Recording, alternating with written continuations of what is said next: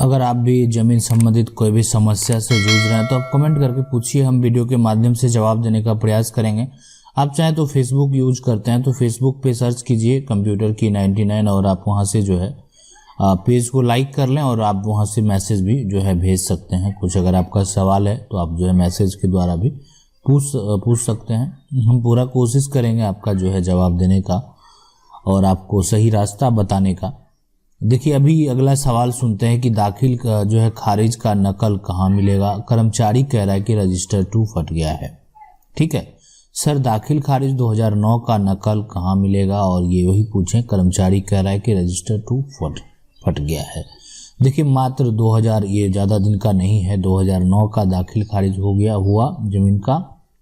और सबसे बहुत बड़ा इम्पोर्टेंट ये है कि ज़मीन में जो है किसी का भी ज़मीन हो, वो ज़मीन जब रजिस्ट्री कराता है और उसका जो मालिकाना हक होता है वो दाखिल खारिज ही होता है। और उसका अगर इंफॉर्मेशन फट गया तो किस तरीके से क्या करना चाहिए वो देखिए। सबसे पहला उपाय यही है कि आप पहले सीओ साहब के पास आवेदन करें और अगर वो अनुमति दें तो फिर से दाखिल खारिज करा लें। सीधी सी बात है, ज़मीन है का केवाला है, ज़्यादा दिन नहीं है, तो फिर से दाखिल खारिज करा लें। दूसरा तरीका जो है ना, एडीएम कार्यालय में जो है आप संपर्क कर सकते हैं। एक्चुअल में हम आपको बता देते हैं कि जो खतियान का पूरा इन्फॉर्मेशन आता है ना, खतियान के द्वारा जो इन्फॉर्मेशन जो रजिस्टर बन के आता है कर्मचारी के पास, है ना, वो आता है एडीएम के पास से। मतलब अगर उसमें कुछ मतलब वहीं से वो पास होके आप जो है वो आता है, तो आप वहाँ से जो है मतलब एक बार आवेदन करके संपर्क कर सकते हैं। ठीक है, तो ये जो प्रोसेस है, लेकिन सबसे पहला आपको उपाय यही करना है कि सीओ साहब के पास आवेदन करना है। अगर वो बोल रहे हैं कि ठीक है आपका ये सब है, मतलब सही में फट गया है, कोई इन्फॉर्मेशन कोई रिकॉर्ड नहीं है उनके पास अब कहीं भी, तो दूसरा यही तरीका है कि आप उसका दोबारा दाखिल खारिज कर सकते हैं। ये एक विकल्प है, लेकिन उसके अलावा भी विकल्प है, ऐसा नहीं विकल्प नहीं है। उसके अलावा जो सेकंड विकल्प है वो भी आप ट्राई कर सकते हैं और 100% है कि आपको जो है वो डिटेल आपको पता चल जाएगा। ठीक है, अगला सवाल देखते हैं। अगला सवाल ये पूछ रहे हैं, ये हैं जो ये पूछ रहे हैं सिविल डिस्ट्रिक्ट कोर्ट से धारा 144 लग सकता है। बिल्कुल, क्यों नहीं लग सकता, कहीं से भी धारा 144 आप लगा सकते हैं। अगर कोई भी मान लेते हैं ज़मीन का विवाद हो तो उस पर आप लगवा सकते हैं। ठीक है, और ये जो है एसडीओ कोर्ट से जो है आप आसानी से लगवा सकते हैं, कोई तरह का दिक्कत नहीं है। नोटिस आ जाता है पार्टी को और उसका जवाब देना पड़ता है, नहीं जवाब हो जाता, और डिग्री का कहीं ना कहीं जो एक आगे चल के वैल्यू उसका होता है कि अगर आप 144 है और आपका पास उसका डिग्री भी है। अगला सवाल ये पूछ रहे हैं 1962 से पहले हमारे बाबा जी का जो है नाम पर जमीन था और 1962 के जो है वो के बाद जो है हमारे बाबा जी के नाम से दूसरे के बाद हो गया। देखिए, 1962 मतलब जो था ये 1905 वाला ये जो सर्वे स्टार्ट किया था अंग्रेज ने, किसी को 1912 किसी को मतलब उस हिसाब से मिला, लेकिन 1905 का जो सर्वे था, ठीक है, अंग्रेज के द्वारा किया गया था, उसमें जो 1962 के पहले वो सारा था और 1962 के बाद, ये 62 बोलिए 60 बोलिए, ठीक है, उसके बाद जो सर्वे हुआ तो वो सर्वे बिहार सरकार जो भी बिहार गवर्नमेंट का सरकार है उसके द्वारा किया गया। ठीक है, जो सरकार है मतलब आप समझ लीजिए जो भी सरकार मतलब था उस जो है, इसलिए सब जगह जो भी आज़ाद हो गया था और हर जगह मतलब जो है अपना अपना जो संगठन का सरकार था, तो जो सरकार था वहाँ पे उसके द्वारा सर्वे कराया गया। सर्वे कराने के बाद, ठीक है, उसमें जो अगर किसी दूसरे के नाम से हो जाता है तो उसका सुधार का तरीका है वो है कोर्ट में। फिलहाल अभी टीएच उस समय सुधार का मौका दिया गया था, लेकिन अब वो मौका नहीं है। अब जो है उसके लिए जो है टाइटल सूट मतलब है जिसको आप करेंगे। करने के बाद जो होता है कि जिसके नाम से सर्वे हो गया उस सबको नोटिस जाएगा, आपके नाम से सर्वे हो गया, आपके पास कोई प्रूफ है कि वो आपकी ज़मीन है, नहीं है, अगर ये बोलता है कि नहीं है, उसके पास कोई प्रूफ नहीं मिलता है, तो फिर वो जो, या अगर वो जवाब भी नहीं देता है तो वो आपके नाम से जो है वो एक तरह से डिग्री हो जाएगा और उस डिग्री से आप ज़मीन का जो है फिर अपने नाम से सर्वे करा सकते हैं, अपने नाम से दाखिल खारिज करा सकते हैं, सारा कुछ कर सकते हैं। ये पूछ रहे मेरे जो है वो ये निधि जमीन के सामने कुछ बिहार सरकार की जमीन है, ठीक है। और जो है ना 2-4 हाथ उस किसी आदमी ने जो है बंदोबस्ती करवा लिया है, तो उससे तुड़वाने का तरीका जो है बताइए। देखिए ये है ना, ये हम आपको बता देते हैं कि सामने अगर कुछ बिहार सरकार की ज़मीन है और बंदोबस्त करा के अगर कब्जा भी कर लिया ज़मीन का, घर भी बना लिया,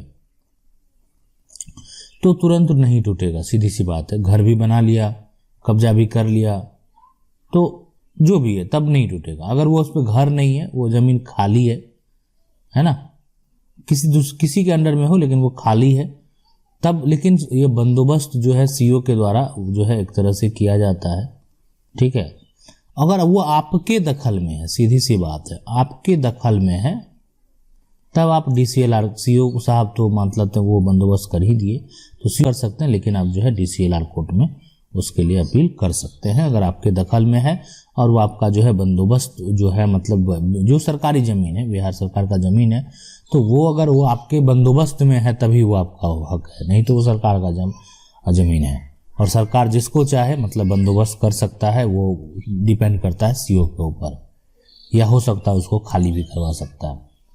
ये पूछ रहे रसीद पर जो है खाता नंबर नहीं चढ़ा है और खेसरा नंबर है। कर्मचारी के पास गए तो जो है वो 2 कट्ठा वो है ना 12 जो है ना 2 करते हुए और 12 दिन से दोहरा रहा है ना, कल 2 करते हुए 12 दिन से दोहरा रहा है, और इसके लिए क्या जो है करें, है ना। ये देखिए कर्मचारी के पास जा रहे हैं तो ठीक है, कर्मचारी के पास आप जा रहे हैं और आपको जो है दोहरा दिया जा रहा है, तो आपको क्या करना चाहिए। देखिए सिर्फ डायरेक्ट कर्मचारी के पास नहीं जा दिए, है ना।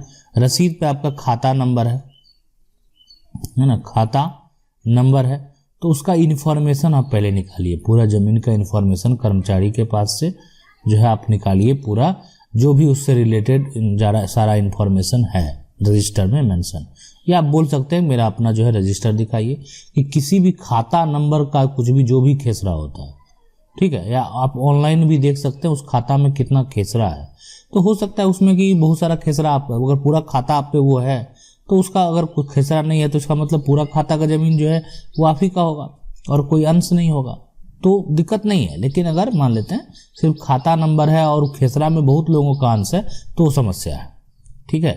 तो ये चीज़ जो है यहाँ पे देखने वाली बात है। और अगर मान लेते हैं वो खाता सिर्फ आपका है, पर्सनल है और आप ही के नाम से रसीद कर रहा है, तो कोई तरह का दिक्कत आपको यहाँ पे नहीं होगा, ठीक है।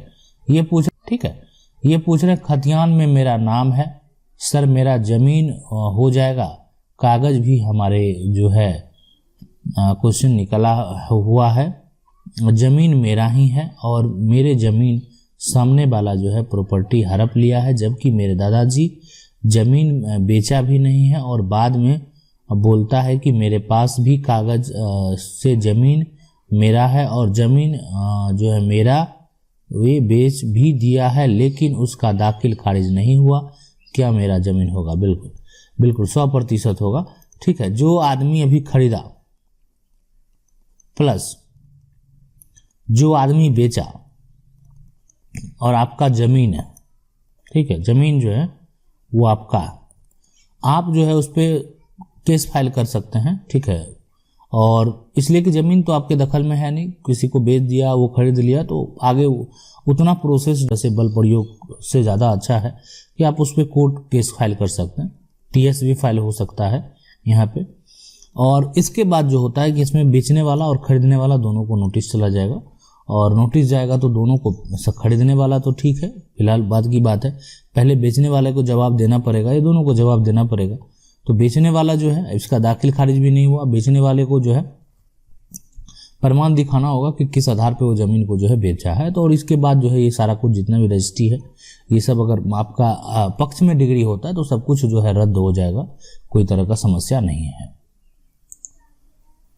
कर हमारे भी ज़मीन एक आदमी जो है वो बेईमानी से जो है रजिस्ट्रेशन किया है, और बेईमानी से रजिस्ट्रेशन किया है तो उसके कैसे चेक करें।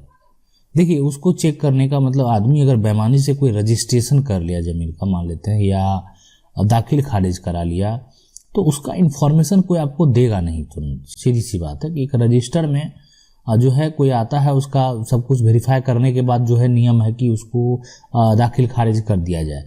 और आपका है कोई आदमी अगर बेईमानी से उसको वो करा लिया है तो आप उसको तुड़वा सकते हैं अगर आपके पास कागज है तो।